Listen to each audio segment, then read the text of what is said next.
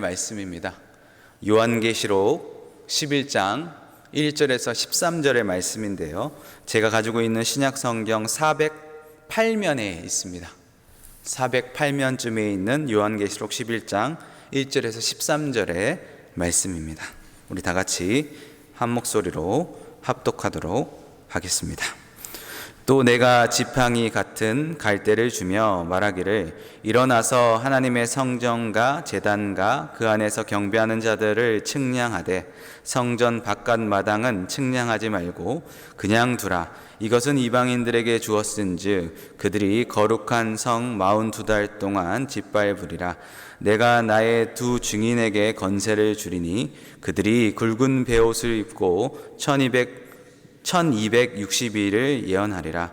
그들은 이 땅의 주 앞에 서 있는 두 감람나무와 두 촛대니 만일 누구든지 그들을 해하고자 하면 그들의 입에서 불이 나와서 그들의 원수를 삼켜버릴 것이요 누구든지 그들을 해하고자 하면 반드시 그와 같이 죽임을 당하리라. 그들이 권능을 가지고 하늘을 닫아 그 예언하는 날 동안 비가 오지 못하게 하고 또 권능을 가지고 물을 피로 변하게 하고 아무 때든지 원하는 대로 여러 가지 재앙으로 땅을 치리로다. 그들이 그 증언을 마칠 때 무적행으로부터 올라오는 짐승이 그들과 더불어 전쟁을 일으켜 그들을 이기고 그들을 죽일 터인즉 그들이 시체가 큰 성 길에 있으리니 그 성은 영적으로 하면 소돔이라고도 하고 애굽이라고도 하니 곧 그들이 주께서 십자가에 못 박히실 곳이라. 백성들과 족속과 방언과 나라 중에서 사람들이 그 시체를 사흘 반 동안 보며 무덤에 장사하지 못하게 하리로다. 이 두 선지자가 땅에 사는 자들을 괴롭게 하고 고로 땅에 사는 자들이 그들의 죽음을 즐거워하고 기뻐하여 서로 예물을 보내리라 하더라.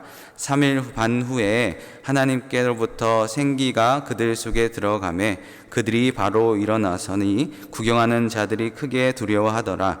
하늘로부터 큰 음성이 있어 이리로 오라 함은 그들이 듣고 구름을 타고 하늘로 올라가니 그들의 원수들도 구경하더라. 그때 큰 지진이 나서 성 10분의 1이 무너지고 지진에 죽은 사람이 7천이라. 그 남은 자들이 두려워하여 영광을 하늘의 하나님께 돌리더라. 아멘. 어제 말씀에서는 요한한테 두루마리를 주며 먹게 했던 그 힘센 천사가 이번에는 지팡이 같은 갈대를 주며 말합니다. 그 1절 말씀인데요.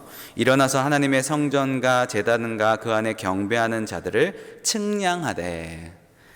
이 장면은 에스겔의 성전 한 상을 우리로부터 연상케 하고 있습니다.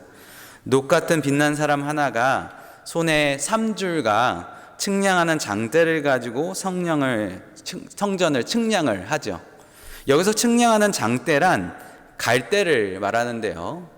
갈대는 그 줄기가 곧고 길이 때문에 고대사에서는 측량 도구로 사용했다고 합니다. 에스겔서에서는 성전의 치수가 정확히 측량되고 성전 바깥들 뿐만 아니라 성전이 있는 넓은 담까지 측량하지만 오늘 이 요한계시록에서는 오직 하나님의 성전과 제단과 그 안에 경배하는 자들을 측량하고 있다고 말하고 있습니다. 이 세 가지, 성전과 제단과 경배하는 자들 중 지금 실제적인 것은 경배하는 자들을 측량하고 있는 것이죠. 왜냐하면 주 70년 성전은 돌 위에 돌 하나도 남기지 않고 다 무너져 내렸기 때문에 그렇습니다. 지금 요한이 이 계시를 보고 있을 때 성전은 사라졌기 때문에 그렇다는 것이죠. 이것은 에스겔 시대도 마찬가지였습니다. 에스겔 앞에 측정된 성전은 지상에 있는 성전이 아니라 하늘의 성전에 대한 환상이듯이 지금 요한이 시대에서도 성전은 없습니다. 요한도 이 계시록의 마지막에 하늘의 성전에 대한 묘사를 하지만 지금 요한이 언급하고 있는 것은 바로 성전된 그리스도인들에게 초점이 맞춰 있기 때문에 그렇다는 것이죠. 2절을 보면 천사는 성전 바깥 마당을 측량하지 말라고 말하고 있습니다. 이것은 이방인들에게 주는 공간이라고 말하고 있는 것이죠. 성전은 보호된 공간입니다. 그리고 성전 바깥은 이방인들이 파는 치는 세상인 것이죠. 그런데 성전이 이방인들에게 42달 동안 짓밟힌다고 말하고 있습니다. 42달은 연수로 계산하면 3년 반이죠. 이 3년 반이라는 숫자도 실제로 시간으로 받아들이면 안 되고 상징적으로 우리가 해석해야 됩니다. 유대 묵시록 전통에서는 3년 반은 이방인의 통치를 또는 이방인의 박해를 말하고 있습니다. 다니엘 9장에 이렇게 말하고 있죠. 다니엘서 9장 27절을 제가 읽겠습니다.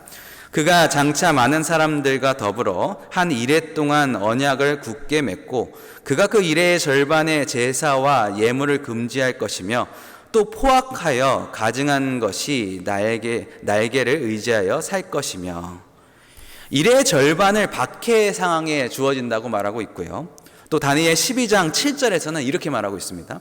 반드시 한때 두때 반때를 지나서 성도의 건세가 다 깨지기까지니.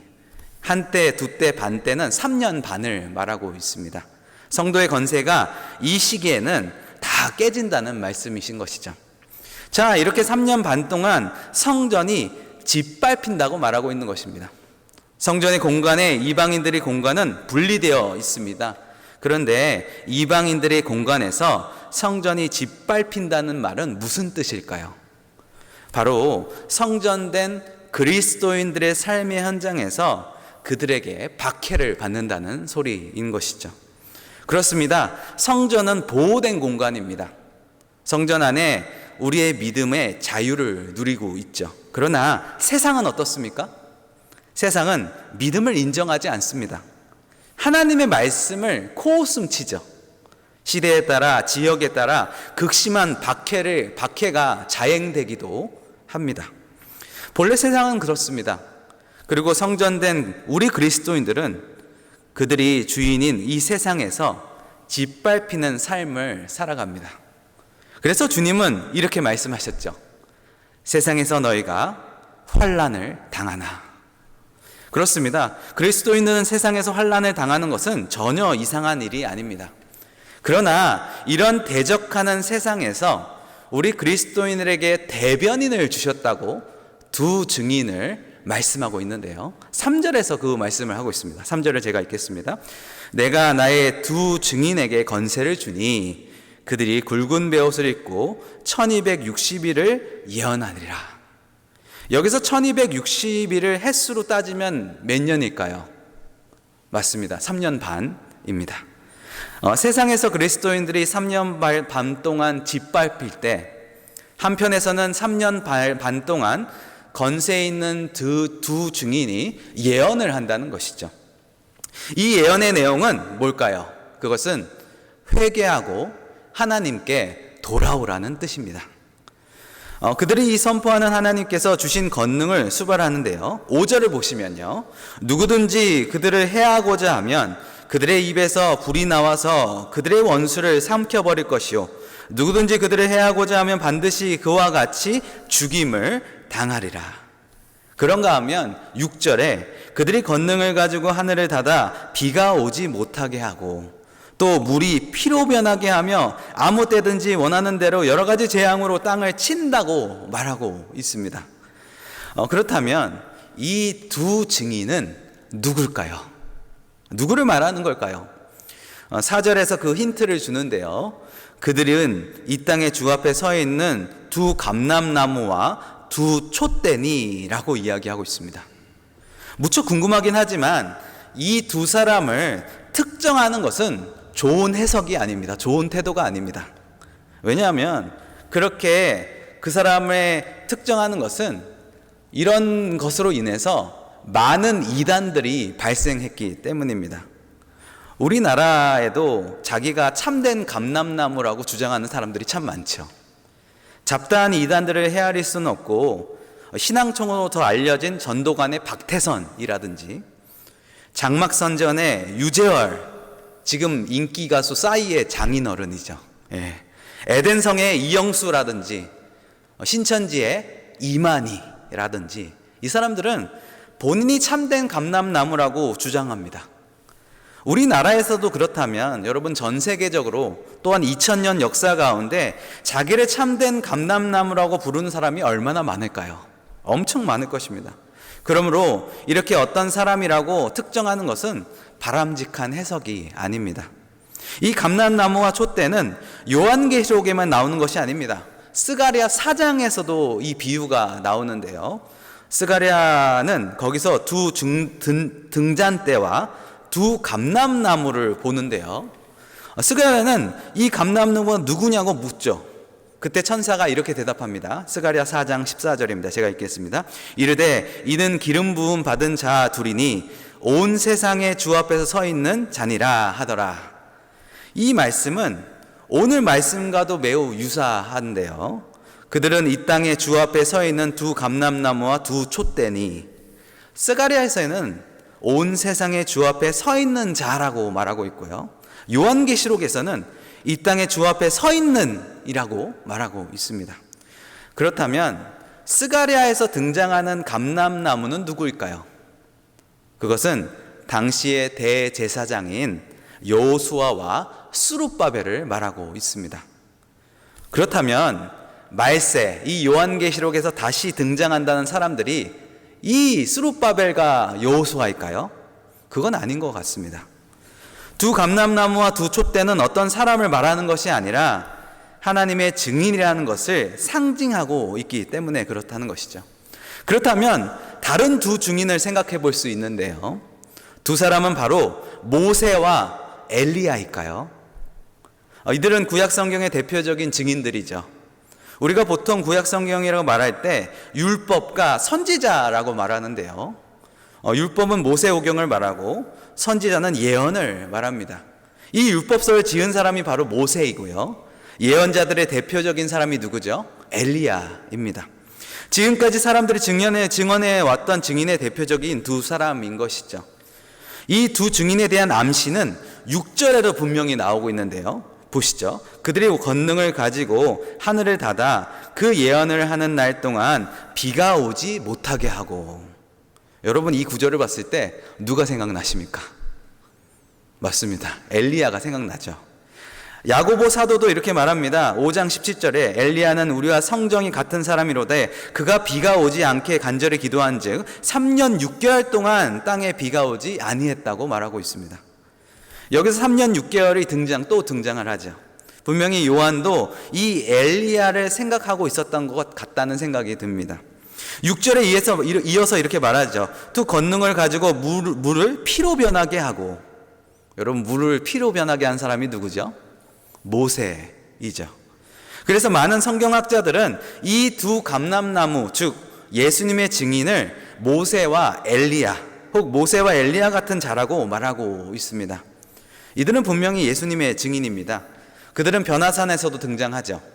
바로 이 두 사람이 변화산에서 예수님과 만나 이야기하면서 예수님을 증언했던 두 증인입니다. 예수님 모세와 엘리야와 얘기하고 있을 때 하늘에서 이런 소리가 들리죠. 이는 내 사랑하는 아들이니 너희는 그의 말을 들으라.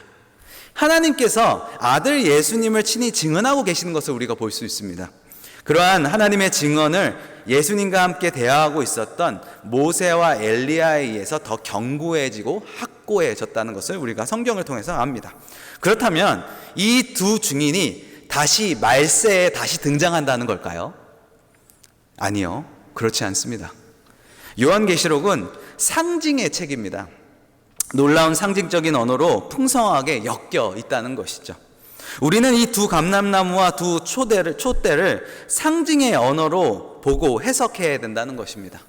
그렇다면 이 두 감람나무와 두 촛대는 누구일까요?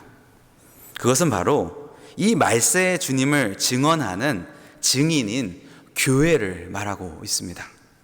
이미 요한계시록 1장 20절에서 7 촛대는 7 교회니라 라고 말씀하지 않았습니까?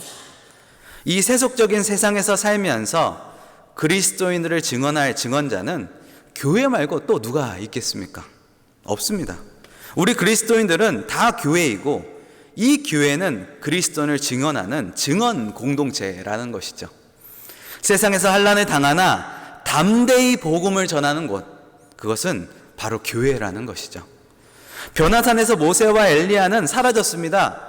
베드로는 그 분리된 거룩한 공간에서 계속 머물길 원했습니다. 그러나 주님이 뭐라고 말씀하시죠? 세상으로 내려가야 된다고 말씀하십니다. 그렇습니다. 분리된 성전은 공간이 아니라 이방인들이 파는 치는 이 세상으로 우리가 내려가야 된다는 것이죠. 그리고 이제 예수님을 증언할 사람들은 더 이상 모세와 엘리야가 아니라, 그들은 그렇게 했던 것처럼 이제 그 역할이 바로 베드로와 요한과 야고보 같은 평범한 사람들에게 위임이 됐다는 것이죠.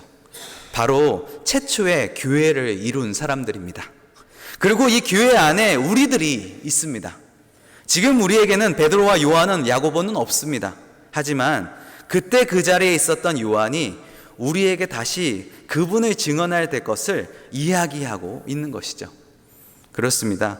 두 감람나무와 두 촛대는 바로 우리 그리스도인의 증인된 교회를 말하고 있는 것이죠. 교회는 박해를 받는 것입니다. 세상에서 짓밟히며 지는 것처럼 보입니다.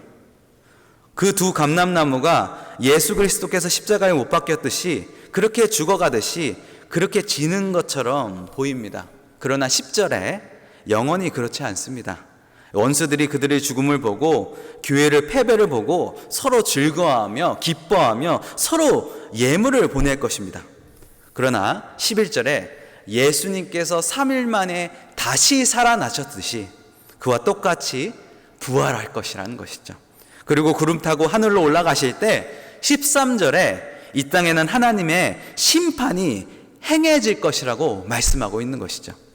그제서야 사람들은 두려워하면서 정신을 차리고 회개하며 하나님께 영광을 돌리게 될 거라고 오늘 본문은 말하고 있습니다.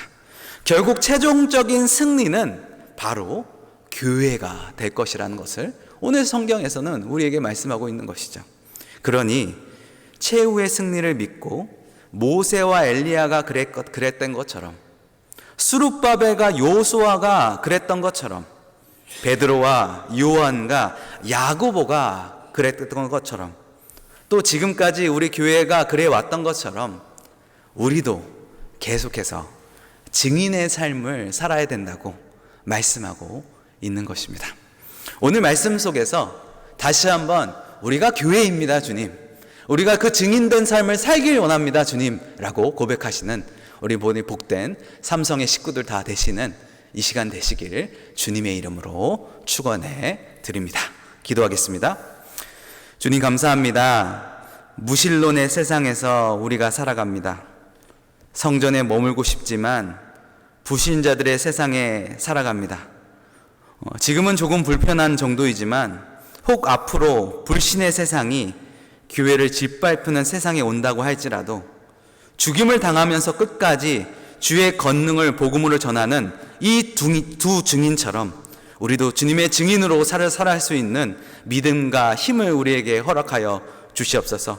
그래서 주님 앞에 우리가 담대히 나아갈 때 잘했다 칭찬받을 수 있는 우리 모든 우리 성도님들 다 될 수 있도록 하나님께서 은혜와 은총을 베풀어 주시옵소서.